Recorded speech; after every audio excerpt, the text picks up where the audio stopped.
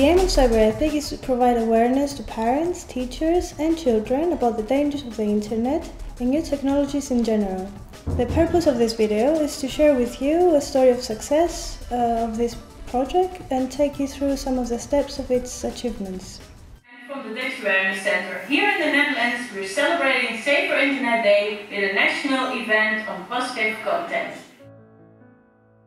It turns out that engaging all the relevant stakeholders is key to the success of any project.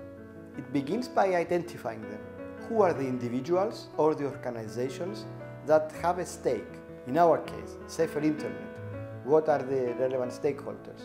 Children, youth, police, parents, educators. These are your leverages towards society. These are the people who will tell a word, who will serve as intermediaries to promote the interest of the project. Now, in our case, we started in the first phase of the project to engage, for example, academicians from the social science department of the Cyprus University. We engaged the family planning. We engaged the Turkish Cypriot organization so that we could work island-wide. We also made as partner the public television station. Imagine that.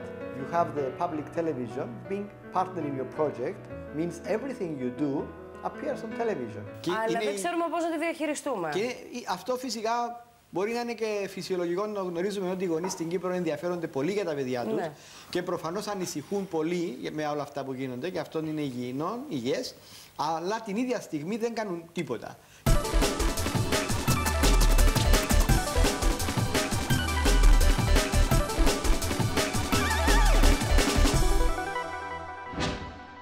Okay, with cyberethics, one of the most important factors was creating the communication plan. What is a communication plan?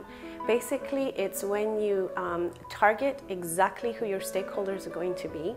You prioritize in which order you are going to come into communication with them. Start with who you might know from the beginning and build on from that. It's important to do your research so that you know that the path that you're following will be able to expand and you don't go around knocking on the wrong doors. What is missing? For example, in Cyprus, there was no cybercrime unit. That gave us the opportunity to push to the parliament, to the government, to create a cybercrime unit. But this also meant that being from the beginning there, they were our friends. We were involved in their own training. You want to come into communication with the police department. The police department has many units. It's very important to know exactly which individuals you are going to target of which specific department. We managed to put on board the curriculum development unit of the country.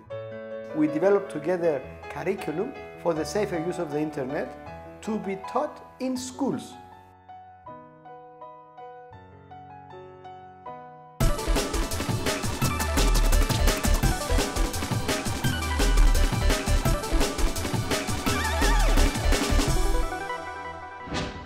You can always create structures to put people underneath or engage them in that structure.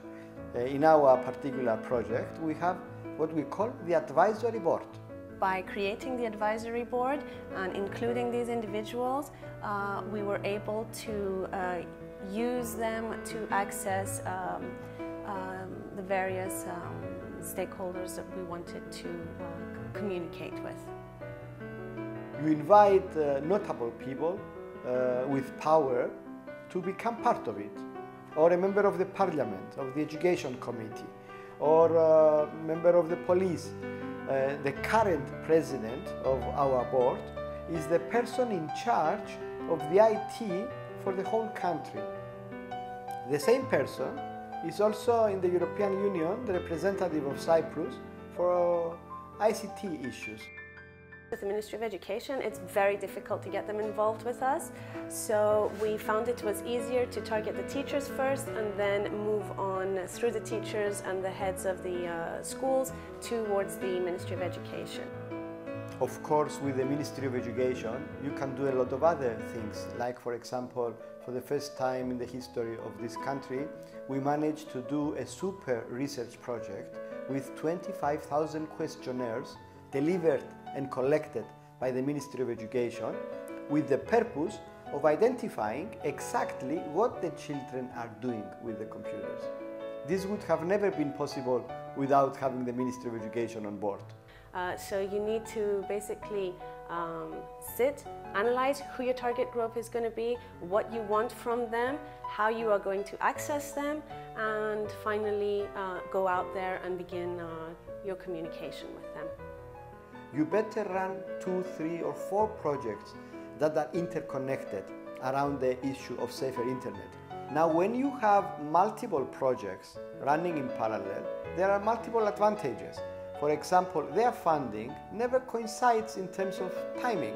So when one project finishes or is about to restart, maybe the other one can fund in between your activities.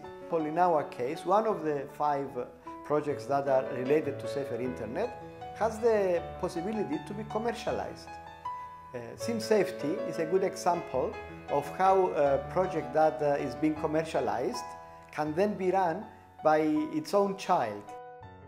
We have been simulating the simulated world, the virtual world, inside the internet with 3D avatars. So children go in this 3D world and interact with one another. We'll have a share in the profits of this project, which will continue to co-fund our socially responsible intervention in society. With us, it was more important to get involved with the schools and the teachers and the parents' associations first, and then when we targeted the media, we were able to tell them we've already established ourselves in the community, we've already gone, and it wasn't a case of going to a program and just saying about what we are going to do. We were established already of what we have done. Για να προστατεύσω εγώ το παιδί μου ως γονιός, ποιες συμβουλές θα πρέπει να του δώσω? Η πρώτη συμβουλή που θα σας έδινα είναι να έχετε καλή σχέση με το παιδί. Όπως όταν πάει σε ένα πάρτι και γνωρίσει κάποιον παιδί, έναν καινούριο φίλο, αναμένετε να σας το πει. Με την ίδια λογική θα πρέπει να αναμένετε να σας μιλήσει για τους φίλους που κάνει στο διαδίκτυο, για τους χώρους που επισκέφτεται στο διαδίκτυο. Targeting the media was also extremely important in knowing which specific programs to target. If you're going to just go to a news channel and just try and get yourself on the main news, that's a lost case from the beginning. In SimSafety project, we managed to be on air for a program of 2 hours. This means that we strategize what to show through this program by having the parents, the children, the researchers all discussing. Λοιπόν, εδώ βλέπουμε ένα φιλμάκι που ετοιμάσαμε για να δείξει γενικά ότι χρησιμοποιούμε ένα χώρο που μοιάζει με το Second Life. Δηλαδή όλα είναι τρισδιάστατα και όλα μπορούν να κατασκευαστούν μέσα σε αυτόν τον κόσμο. Ακόμα και οι μαθητές μπορούν να κατασκευάσουν. As a result, it was a chain reaction because once we were on one television station and one radio station, then the competitive radio station and television station wanted us on their programs also. Cross-selling your projects. Selling them multiple times. Use all the channels of communication that are available. Radio, television, booklets, leaflets, press releases, newspapers. This is the formula. There is nothing new, just follow all the knowledge that is out there. The communication plan, it doesn't end. Your target group doesn't end. You always have to keep it up and keep going. But the most important thing for the success of the communication plan is, I'm saying it again, but it is so important to know exactly who you're targeting. Otherwise, you just end up wasting your time and getting nowhere. Projects always mature in phases. This project was very successful, and that's why it's being continuously funded by the European Union and, of course, by many local stakeholders and individuals. It all begins with a dream, with a vision, and it requires passion. Once you have these elements in place, then this is the time to sit down and strategize. Of course, you need to work hard. But my advice is that the decisive moment is when you decide to take action. to dare do what others think are impossible. You have nothing to lose. Take action.